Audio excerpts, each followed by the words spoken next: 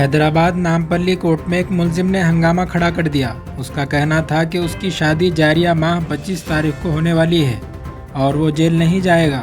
اس نے عدالت کے اندر دروازے کا شیشہ توڑ دیا، جس کے نتیجے میں اس کا ہاتھ زخمی ہو گیا۔ تفصیلات کے مطابق آئندہ اگروال کو شالی بنڈا پولیس نے گانجے کے کیس میں گرفتار کیا۔ بعد ازاں اسے عدالت میں پیش کیا گیا۔ اس کے خلاف پہلے ہی 18 مقدمات درج ہیں۔ اسے ریمانڈ پر دے دیا گیا، لیکن آنند اس بات پر اصرار کر رہا تھا کہ اس کی شادی ہونے والی ہے اور وہ جیل نہیں جائے گا۔ آنند، جو قتل اور چوری کے ایک مقدمے میں ملوث بتایا گیا ہے، 1 ماہ قبل قتل کے ایک مقدمے میں جیل گیا تھا اور حال ہی میں رہا ہوا۔ لوگ سمجھتے ہیں غلط کام کے ذریعے سے پیسہ جلدی آئے گا، لیکن اس کا نتیجہ بہت برا ہوگا۔ جب سے دنیا بنی ہے، غلط کاموں کے ذریعے سے نتیجہ ہمیشہ غلط ہی ملا ہے، چاہے کچھ دیر ہی کیوں نہ ہو۔